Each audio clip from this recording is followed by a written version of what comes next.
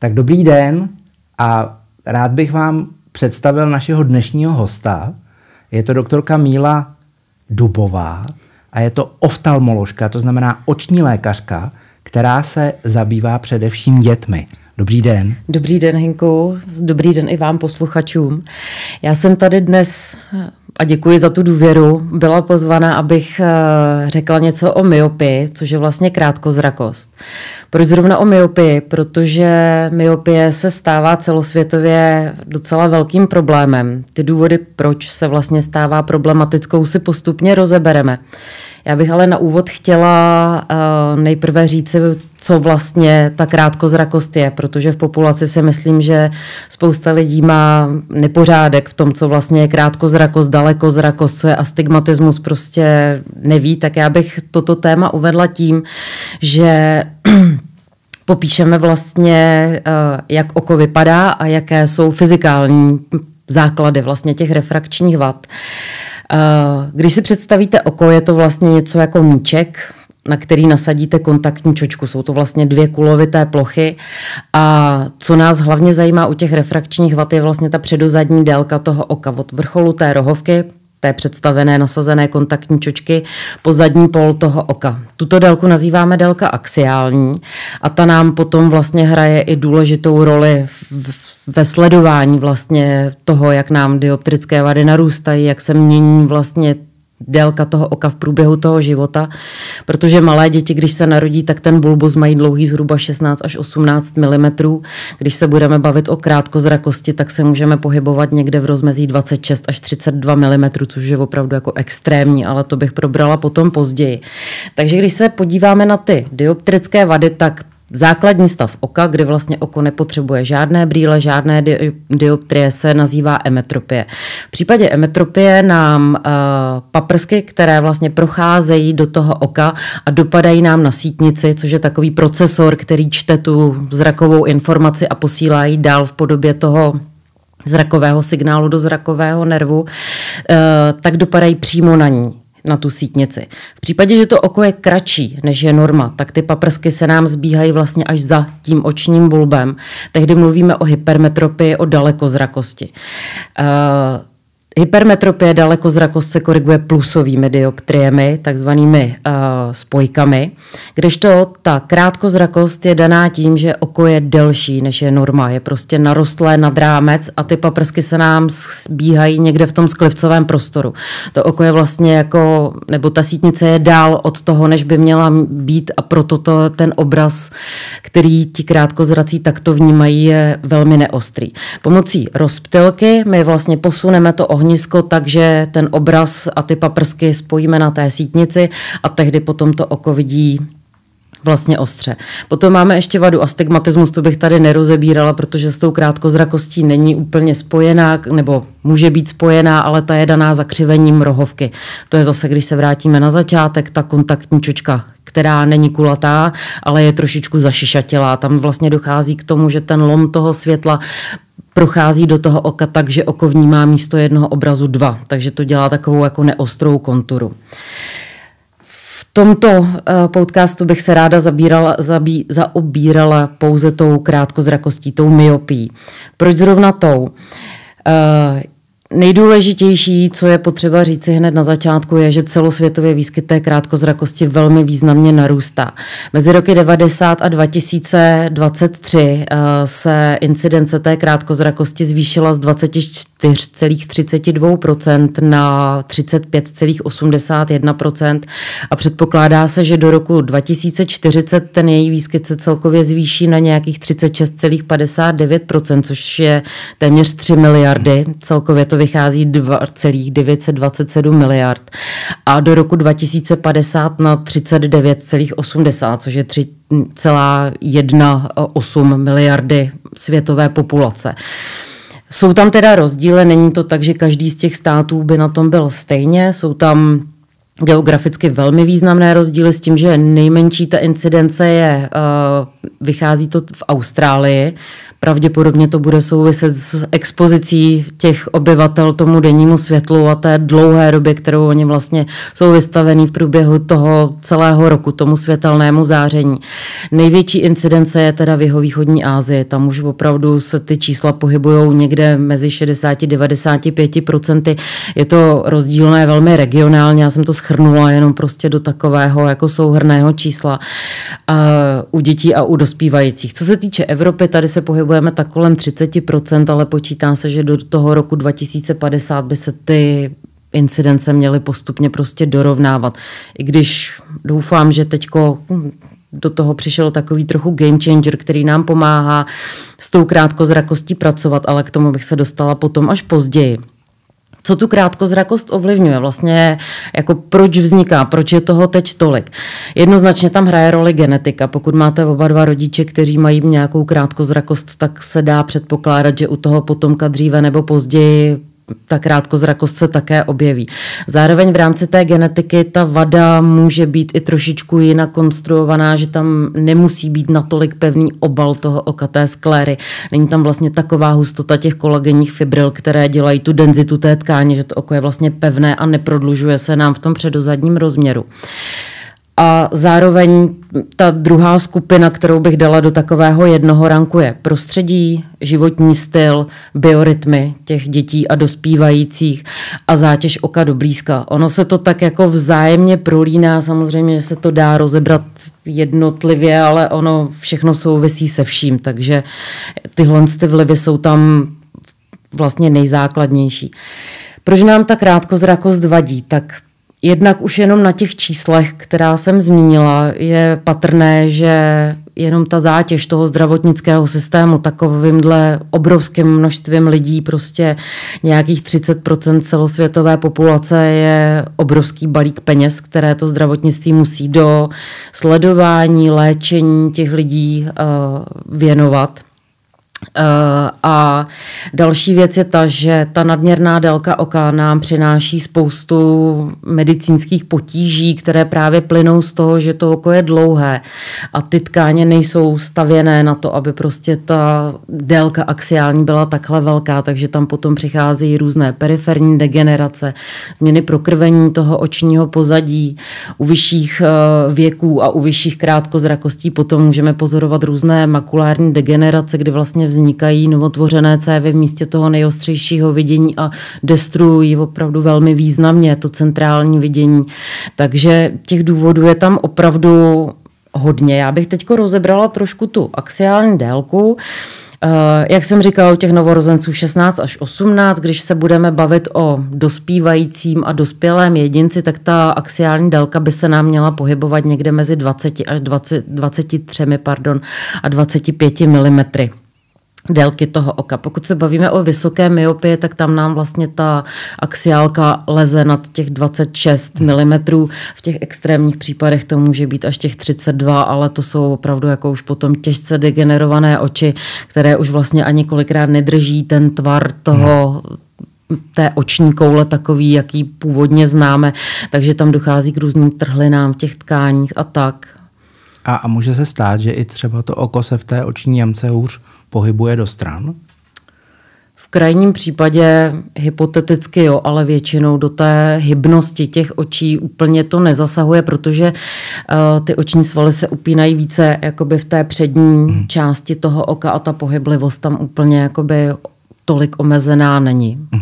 To znamená, ty tkáně měkké, co jsou vlastně mezi kostí, lebkou a tím okem, tak se jenom zmáčknou a to oko ani nevystupuje ven a ani netlačí moc, ono to jenom ustoupí a u jedné pacientky jsem teda viděla, ale ta už byla na těch 30, tam bylo opravdu jako obrovské množství dioptrií, že měla i jakoby ten exoftalmus, vlastně jakoby ty vystouplé bulby, protože oni nejsou potom ty extrémní krátkozrakosti jenom předozadně, ale ta koule je prostě jakoby zvětšená celá, jo, takže i když jsem jí potom dělala ultrazvuk, taky na tom ultrazvuku bylo patrné, že ta oční koule je prostě jako výrazně větší než u těch, jako, kteří tu krátkozrakost mají menší. No.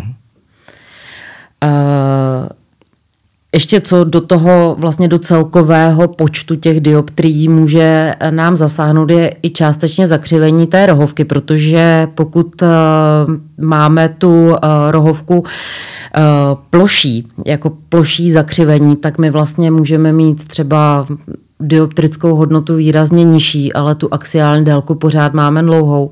Já mám v rámci portfolia pacientů 2 sourozence, jsou to bratři. Oba 2 měli axiální délku na milimetr stejnou a jeden z nich měl minus 4,5 dioptrie a druhý měl minus 1,5 dioptrie. Jako mě samozřejmě jako lékaře zajímá, kolik jim mám dát do brýlí, aby ta krátkozrakost byla správně korigovaná, ale vlastně u obou mám ten červený vykřičník, že prostě ty oči jsou dlouhé, takže se nemůžeme nechat uchlácholit jenom vlastně tím, že on má 1,5 dioptrie, to ničemu nevadí, to prostě není rizikové, protože v momentě, kdy tak axiální délka se standardně úplně neměří, i když teď to vlastně jakoby přichází do toho trendu, že i na těch očních pracovištích, i v těch očních ambulancích si tu axiální délku měříme, ale není to úplně standard, takže spoustu těch pacientů vlastně může dospět do potíží, ale vlastně s nižším počtem dioptrií, že to nemusí mezi tím být vždycky jako jednoznačně rovnítko. Je potřeba si uvědomit, že s každou další tou minusovou dioptrií nám narůstá procento těch komplikací. Co se týče těch komplikací, tak co nám tam nejvíc vadí, čeho se nejvíc bojíme, tak na prvním místě bych zmínila odchlípení sítnice a moci, kdy vlastně u toho dlouhého oka dojde k tomu, že se většinou někde v periferii utvoří nějaká díra v té sítnici, dostane se pod ní tekutina a ta sítnice se nám odchlípne, což je stav, který je akutní, měl by se řešit relativně rychle, do té míry, aby se neodchlípilo vlastně centrum té sítnice. Pokud to zvládneme chytit v těch počátečních stádiích, tak vždycky dobře pro pacienta, protože tam tu centrální zrakovou ostrost mu můžeme zachránit. Druhé, to už jsem jednou zmínila, je ta makulopatie, která je spojená s tou krátkozrakostí, myopická makulopatie, kdy vlastně ty novotvořené cévy nám destruují to místo toho nejostřejšího vidění. Další, co může být komplikace, je glaukom, zelený zákal, ten taky mají ty krátkozrací častěji, anebo katarakta. Katarakta, šedý zákal u těch krátkozrakých nás zas až tak netrápí. Na druhou stranu tam potom té katarakta je degenerativní onemocnění, do kterého dospějeme dříve nebo později vlivem věku všichni, ale u těch krátkozrakých a obzvlášť u těch extrémně krátkozrakých potom vlastně máme problémy odoperovat, protože je problém tam zvolit nitrooční čočku typově, aby to sedělo. Samozřejmě, že v momentě, kdy se do takhle problémového oka jde, tak si tím koledujeme o to, že vzniknou další a další potíže, takže většinou to odkládáme na poslední chvíli, abychom toho pacienta ještě jakoby cíleně nepoškodili. U těch prvních 3 zmíněných hrozí až slepota toho pacienta, což zase jako ekonomický problém, sociální problém pro ty lidi, takže opravdu je cílem držet ty krátkozrakosti na jednak co nejmenších dioptrických hodnotách a jednak i ty pacienty pečlivě sledovat, aby nedocházelo k tomu, že nějaká komplikace dojde až tak daleko, že se tam objeví něco z výše zmíněných. Ráda bych zmínila ještě ochranné vlivy. Tady v podcastu o světle se nám zrovna tohleto hodí, tak tady myslím, že najedeme na dialog místo monologu. Zásadně pobyt na denním světle. Je to prostě věc, která je k dispozici úplně pro všechny. Je potřeba si na to jenom myslet a můžeme tím udělat opravdu jako velmi významné změny v progresi té krátkozrakosti. Jak to působí? Jsou tam, z toho, co jsem četla, když jsem se připravovala tady na ten podcast, v podstatě bych to shrnula do 2 mechanismů. Jednak spektrální složení toho světla. Ty denní vlnové délky, které obsahují teda to modré světlo, jsou protektivní při vzniku té krátkozrakosti, což neznamená, že když to dítě je celý den někde zavřený, že by si večer mělo přijít a pustit si na sebe modré světlo. Takhle to jako určitě míněné není, protože tam zároveň souvisí i to, jaká je míra toho osvětlení, toho okolního prostoru. Jako ochranný se ukazuje tak 15 000 až 30 000 luxů. A to jsou venkovní expozice. Přesně tak. To v interiéru nikdy nedocílíme, protože ve školách je kolem 500 luxů. Když bude svítit i do škol slunce okny, tak se tam vytvoří třeba nějaké nízké desítky tisíc luxů, ale není to nikdy tolik, jako kdyby jsme byli venku. Venku jsou to vždycky vyšší desítky tisíc luxů. Teď jsem měřil nedávno 76 tisíc luxů, někdy kolem poledne. Já tady četla, krásně. Že může být až 100 tisíc luxů ano, v rámci toho denního ano. světla. Přesně tak. V létě ano, ale teď v zimě se říká, že třeba 30 tisíc luxů, já jsem měřil 76 tisíc a je to tak 14 dní zpátky a to je opravdu nádherný den a právě jde o tu intenzitu světla a hlavně o ten spektrální průběh, že jsou to všechny vlnové délky, které přesně bohužel tak. V elektrickém světle se nám nikdy nepovede nahradit. A jak jste říkala to denní světlo, tak abyste si nemysleli, že denní světlo, to, kde je napsáno na tom zdroji daylight, tak to není denní světlo. Elektrické světlo tady nemluvíme o něm, my mluvíme o slunečním světle venku a ne venku, jakože já jdu ven shoppingovat někam do supermarketu, ale to se myslí denní světlo opravdu, kdy není nad vámi strop a když nejsou okna. Takže venku se myslí tam, kde fouká vítr a tam, kde svítí denní slunce. Není to nutné být úplně na přímém slunci třeba v létě, abyste neřekli, Medřický říkal, že máme být na přímém slunci. Ne, můžeme být i ve stínu, ale myslíme tím, aby jsme nad hlavou neměli žádný strop. Takže venkovní světlo právě přináší i vlnové délky, které by třeba někdo řekl, že jsou až nebezpečné. To jsou 380 až 450 nanometrů, které se označují jako harmful blue light, nebezpečné modré světlo, ale to se mluví o elektrickém světle. Ve chvíli, když je to plné sluneční světlo, tak tam žádné takové potíže nehrozí, protože je to zároveň doplněné těmi dlouhými vlnovými délkami, včetně těch červených vlnových délek, ale nemyslím červená, jako se používá v elektrickém světle, ale i červená deep red, která je kolem 670 nanometrů a potom dál ty vlnové délky, které jsou blízko infračervené a infračervené, které jsou ve světle jenom slunce. Ono to má zároveň i druhý aspekt, proč je to denní světlo tak nenahraditelné. A to zase ze dvou důvodů. Jednak to denní světlo je trigger pro spouštění syntézy dopaminu, toho endogenního dopaminu, který si vyrábí sítnice. K tomu se ještě potom vrátím, ale druhá věc je i možnost ostřit do toho volného prostoru. Protože v momentě, kdy to oko vlastně může ostřit a vidět ty předměty dobře nasvícené, bez míry akomodace, která by mu způsobila dlouhodobější potíže, to znamená, že nemusí doostřovat ty blízké vzdálenosti metr a půl, ale naopak může pustit to ostření do té dálky, tak v ten moment jsou na to oko kladeny menší nároky, zároveň nedochází k přetěžování toho ciliárního svalu.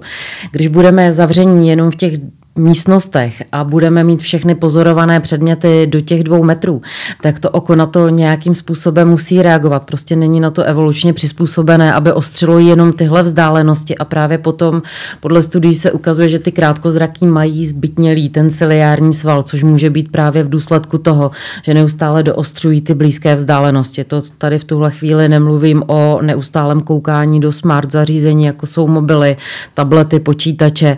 Tady se bavím jenom o tom ostření a když si k tomu přidáme ještě tu další nálož, kterou právě způsobí to, co jsem teď jmenovala, tak to přetížení toho oka je potom obrovský a ty děti vlastně, i když třeba nemají genetickou zátěž v té rodině, tak těmihle špatnými návyky šlapou na plyn toho, že vlastně to oko nám axiálně narůstá a ta myopie se tam vytváří.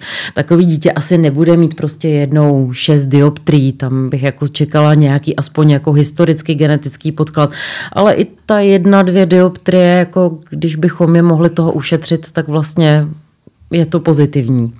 Já třeba nosím brýle posledních třeba 5 let, to znamená do 45 let věku jsem nemusel... A vy jste hypermetrop? No to já nevím právě. Já si myslím, že jo, podle toho, jak to máte. Já si říkám, že některé věci nemusím vědět přesně, ale každopádně do 45 let věku jsem brýle nemusel nosit. A teď, když třeba je zapomenu, jedeme na chatu a já je zapomenu, tak vlastně takže jako, to nepříjemný. Je to velmi nepříjemné. A vadí vám potom ostření na ty palubové desky a na tyhle ty blízké vzdálenosti. Jo. že na dálku můžu řídit i bez brýlí, ale na blízko nepřečtu z displeje nic, ale nepřečtu ani z displeje na palubní desce. Jasně, a já mám elektrické auto, takže jako tam se musí neustále hlídat ta baterka, kolik to má tak spotřebu. A teď mě to zajímá, jestli jako mám topit nebo nemám topit. Tak, abyste dojel. Abych dojel, tak že ty informace jsou velmi důležité a vlastně můžu doporučit, starejte se o své oči tak, abyste mohli mít brýle co nejpozději, protože bez brýlí je ten život mnohem kvalitnější. To každopádně. No a jak jsem ještě v úvodu zmiňovala, že denní světlo působí jako trigger pro syntézu toho endogenního dopaminu, tak se právě ukazuje, že je to teda velmi složitý mechanismus, jakým způsobem ten dopamin působí jako neurotransmitter. Je to vlastně přenašeč, který nám vede tu informaci z té sítnice do toho zrakového nervu a zároveň se dopamin podílí na správném vývoji a na růstu toho oka. Takže když ty děti v tom předškolním, školním nebo mladším školním a školním věku tráví dostatek času na tom denním světle, tak mají i adekvátní syntézu toho dopaminu a zase tím odbourávají tím určitý negativní vliv právě nebo možnost vzniku té krátkozrakosti. Tak, co se týče toho dopaminu, jsou to složité mechanismy, které jsou regulované na té molekulární úrovni. Sehrávají tam roli i takzvané dopaminové receptory. D1, D2, když to řeknu velmi zjednodušeně, tak to, jestli oko bude emetropické, vlastně jako nebude mít žádné dioptrie, vytváří rovnováha právě mezi působením těch D1 a D2 receptorů pro ten dopamin. A další, co hraje pro to denní světlo, je vitamin D. V jedné studii na britských dětech se ukázalo, že děti, které nemají krátkozrakost, mají vyšší hladinu krevního vitamínu D. Na druhou stranu se úplně přesně neví, jakým mechanismem ten vitamin D tam hraje tu svou roli v prevenci toho, že to oko nenarůstá tolik.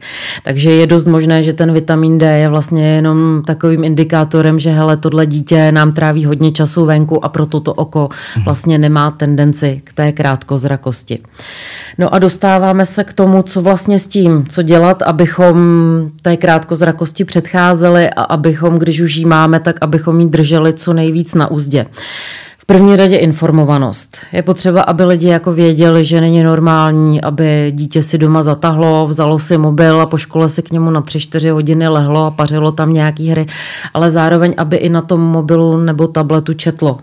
Jo, pokud toto chtějí dělat, ano, ale v první řadě roztáhnout nebo ideálně s tím zdrojem jít ven na to denní světlo, sednout si s tím mobilem nebo tabletem ven a číst, studovat nebo dělat ty domácí úkoly, což často ty děti taky musí, že to není jenom jako výmysl, že by se nudili a potřebovali s tím smart zařízením trávit čas pro svoji vlastní potěchu, ale oni i potřebují na tom něco do té školy dělat. Tak je dobré, když prostě vědí, že je ochranné pro to oko jít ven, sednout si na to denní světlo a ty povinnosti si udělat tam, protože zase podle některých průzkumů se ukazuje, že děti, které sedí s tím mobilem venku, mají tu krátkozrakost buď menší, anebo vůbec, než ty děti, které jsou právě jakoby zavřené. Takže tohle je potřeba a i taková take home message z toho dnešního podcastu, aby ty lidi věděli, zjišťovali si ty informace a adekvátně s nimi potom nakládali, protože když potom vám tam brečí, že dítě nevidí a řeknete, no tak jdete ven a ono řekne, no ale já nechci. Tak tu informaci dáte, pošlete ji dál, ale jak už s ní naloží, to už je potom jako na nich. Ale myslím si, že to vědomé rozhodnutí je tam vždycky jako na místě a je to dobré.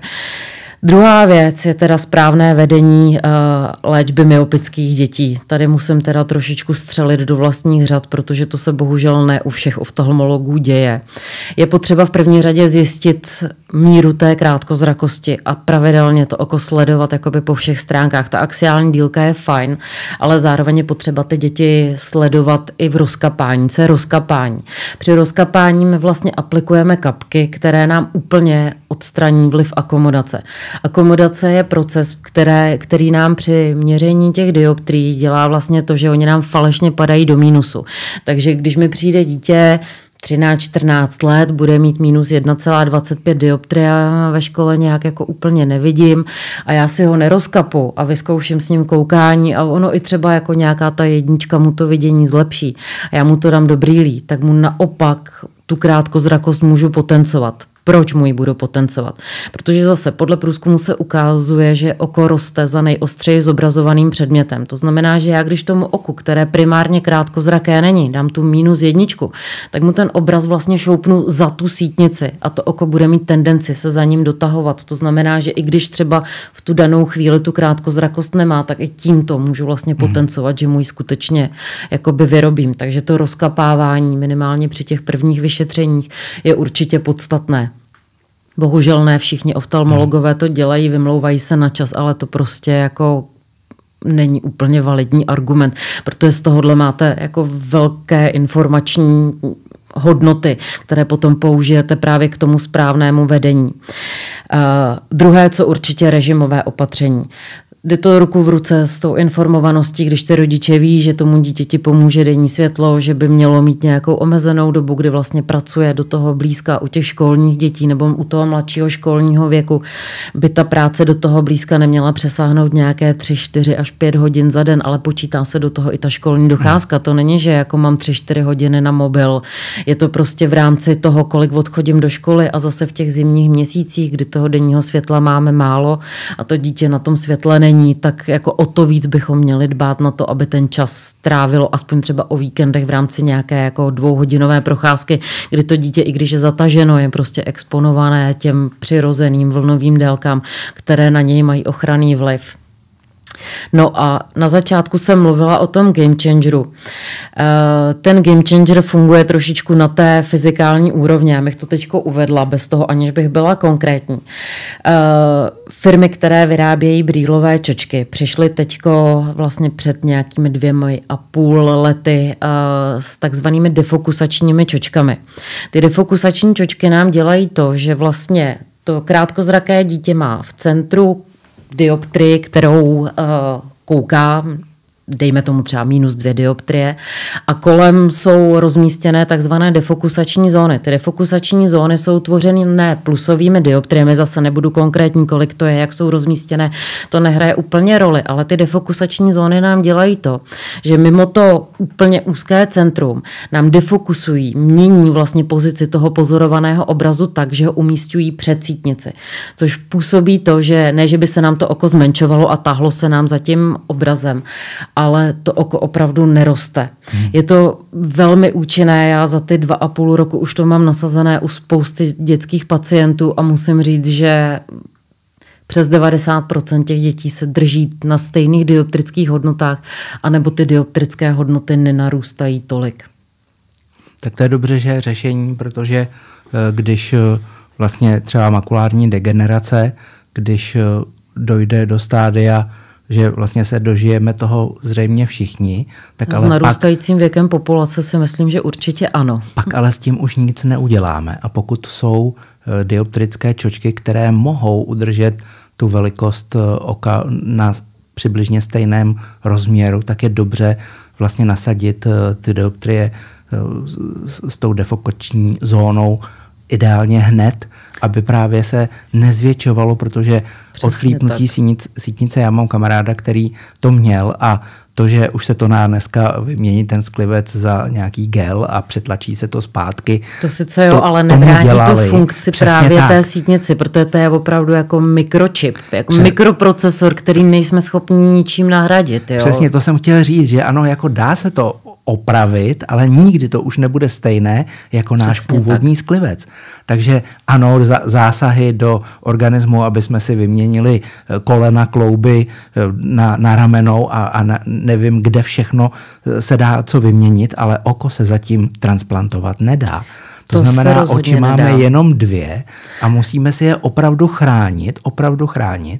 A vlastně ty preventivní opatření jsou vlastně zdarma. Jenom jít ven, ale tím opravdu znova nemyslím ven jako do nějaké jiné budovy nebo jet s autem. Tam nám odpadá právě vliv toho dopaminu a vitaminu D. Tam prostě jako máme pro to světlo jako jednoznačně argumenty. Takže my potřebujeme být venku jako jako opravdu venku. Dneska jsem šel, výhoda elektrického auta, že pro něj musíte chodit na nabíječku a potom chodit zpátky. Takže já jsem asi tak 3 minuty stál tady u nás před tržnicí na Vinohradské a nechal jsem se osvětlovat tím slunečním světlem, které procházelo tou ulicí a úplně jsem cítil to teplo, už jsem se těšil, jak bude zase léto a vzpomněl jsem si na minulé léto. A bude dlouhý den. A bude dlouhý den a bude toho světla dost. A už se to prodlužuje. A už se to prodlužuje každý den o 1 minutu, ano. Ale zima bude ještě dlouhá, prostě ještě 2 měsíce. My to teďkon, dneska je 13. ledna, to točíme, já to záměrně řeknu ten datum, protože někdy se nám to povede, že to dáme až později, ale teď to nastříháme rychleji. Takže je krátký den, jsme od 21. prosince, od slunovratu jsme velmi krátce, ale už je to cítit, že každý den se to posouvá a budeme moct být ještě víc venku, protože já některým těm rodičům rozumím. Když se jim řekne ven a když slunce není, je plískanice nebo nehezky, samozřejmě. Jako bylo třeba v neděli odpoledne, já jsem měřil venku 14 000 Kelvina. To je vlastně světlo, které už by se o něm nemělo mluvit jako o bílém světle a je to vlastně nepříjemné, takové jako když by měla být bouřka nebo taková vánice a vlastně nikomu se ani ven nechce. Ale i při takovém ošklivém světle stále jsou tam ty vlnové délky. Přesně tak a hold oblíknout, jak říkají Angličané, není špatné počasí, jenom špatného oblečení, takže dobře se oblíknout a prostě každý den. A teďkon já jsem četl někde, že... Ale stačí málo, jako prostě cesta do školy, nebo zastavit prostě dál a to dítě doprovodit. To jsou, to jsou malé věci, ale ve finále v tom úhrnu nám můžou udělat jako dlouhodobě velké změny. No. To neznamená, že jako máte být 8 hodin venku, ale to jsou desítky minut a řekněme, že aby jsme to nejlepší, co můžeme udělat, tak aspoň hodinu, aby ty lidé trávili venku. Když se podaří hodina, je dobrý. Samozřejmě, čím se ta délka natahuje, tak tím lépe, ale těžko chtít po rodičích, když prostě dítě má školu, kroužek, pak má dělat nějaké povinnosti, aby ho ještě šli venčit na hodinu v týdnu, tak chápu, že to jako lidsky není úplně možné, ale prostě jako snažit se to spíš zakomponovat přesně do těch malých věcí, do těch malých rutin, které nás tolik nebolí, tolik nestojí, nebo si prostě myslet na to, že jako rodina půjdeme o víkendu na procházku, vyvenčit psa společně, jo, přesně ty malé věci v tom, když jsou hlavně dlouhodobí. To jako jít jeden víkend na procházku je hezky, ale když potom další rok se ta rodina nikam nedostane a dítě zatáhne závěsy, no tak tam ten benefit mít nebudeme. No. A v tom zimním období, když víme, že toho světla je málo, tak přesunout pracovní stůl někde z koutu místnosti daleko od okna blízko k oknu. Já i těm rodičům doporučuji, že do toho vstupuji, když to dítě je jako velký čtenář, ať čte aspoň u toho denního světla, ať v maximální možné míře používá jako zdroj osvětlení toho čtecího prostoru právě to denní světlo, takže k oknu přesunout přesně stoly, pohovky, kde to dítě pracuje, aby to světlo mělo. No. Aspoň v tom zimním období, protože zase v létě, když svítí přímé slunce do toho pokoje, tak to není příjemné, ale v tom zimním období ředit to světlo z těch obrazovek.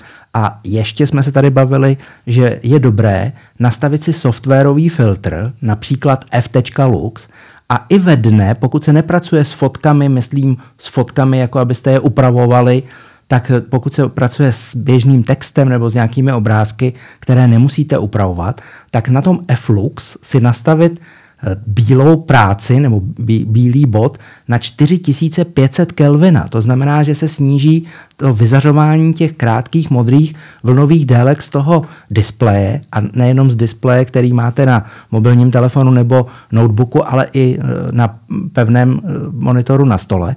A zároveň to významně ředit tím denním světlem. Ono se nám to tady říká, my tady máme zrovna zatažený závěs, ale to je proto, že už jsme po západu slunce, takže je to jedno, že máme zataženo, protože venku je stejně tma, ale dokud svítí to světlo, tak práci s displejem si nastavit i jako časové plánování, že na práci s displejem si vyčlenit čas, kdy venku svítí slunce. Když už nemůžete jít ven z nějakého důvodu, tak alespoň tu práci provést, dokud venku svítí slunce, aby se to dalo ředit světlem, které přichází přes okno, a po západu slunce už dělat práce, které prostě nejsou spojené s tím displejem. A ještě důležitá věc, samozřejmě, když jste mluvila o té denní rutině, tak bychom měli apelovat na délku spánku. Samozřejmě. Protože u dospělého člověka se mluví o 8 hodinách, ale u dětí by, čím je menší, čím je mladší, tak by mělo spát déle. Já už se na to poslední dobou také ptám těch dětí, hlavně těch teda, co mám takhle na těch brýlích defokusačních, o kterých jsem mluvila, protože tam je to i jeden jako parametr, který se vyžaduje, aby byl sledovaný. Takže tady jednoznačně ano, čím delší, tím lepší. Čím delší, tím lepší. A já jsem teď asi před měsícem jsme dali příspěvek o spánku teenagerů, to znamená, to jsou starší děti, než o kterých jsme tady mluvili, ale je tam 370 komentářů a když si přečtete to, když by se někdo z vás chtěl věnovat nějaké školní práci nebo studii, tak tam je velmi zajímavý materiál, protože oni tam píšou, v kolik vstávají, v kolik chodí spát a v kolik musí být ve škole. A tam třeba nějaká dívka psala, já odkládám mobilní telefon ve 4 hodiny. A já jsem jí psal, už v 16 hodin, a ona ne, ve 4 ráno.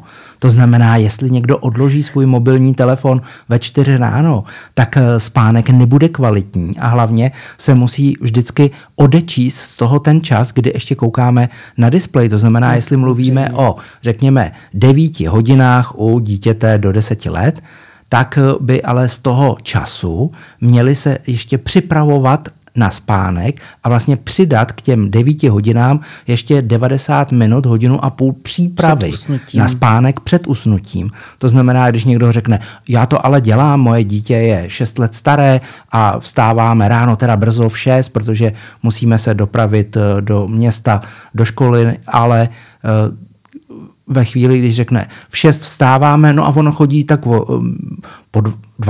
nikdy nejde po 22. hodině. No tak 22 do 6 do rána je sice 8 hodin, ale takové dítě malé 6leté by mělo spát déle. Takže to znamená, že by mělo spát nejpozději ve 21, opravdu nejpozději, ale předtím 1,5 hodiny příprava na spánek, to znamená už nekoukat do žádného displeje a ta 1,5 hodiny 90 minut jsme najednou na 19:30.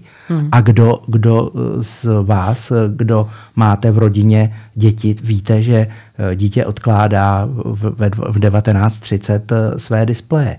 Takže i na to musíme apelovat, že spánek dětí, když... Je další rutina, kterou by si měli bezprostředně budovat. No. A nejenom délka, ale i také kvalita. A kvalita znamená i pravidelnost. To znamená pravidelně chodit spát v týdnu i o víkendu a také vstávat v týdnu i o víkendu. To znamená, když máte i starší děti a řeknete, ale oni v týdnu vstávají tak brzo, tak my je necháme spát déle.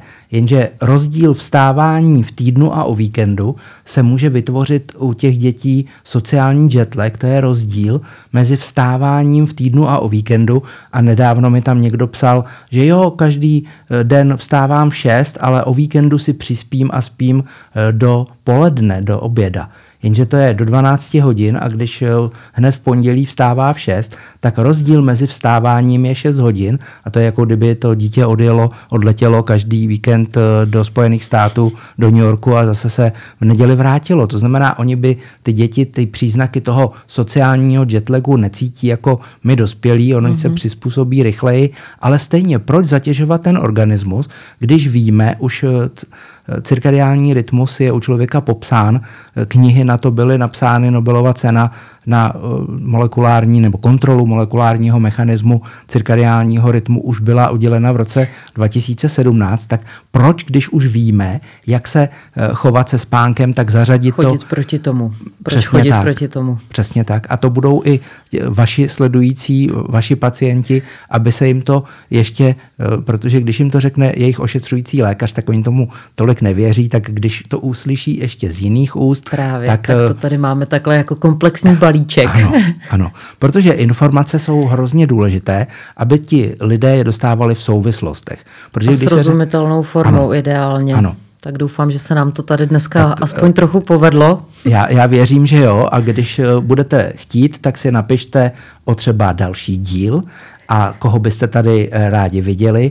A já děkuji paní doktorce Míle Dubové za krásný rozhovor a doufám, že vám tyto informace pomůžou zkvalitnit si zrak a nenosit brýle tak aspoň tak brzo jako já do 45 let. Já děkuji za pozvání a za důvěru. Děkuji, paní doktorko, děkuji. Děkuji.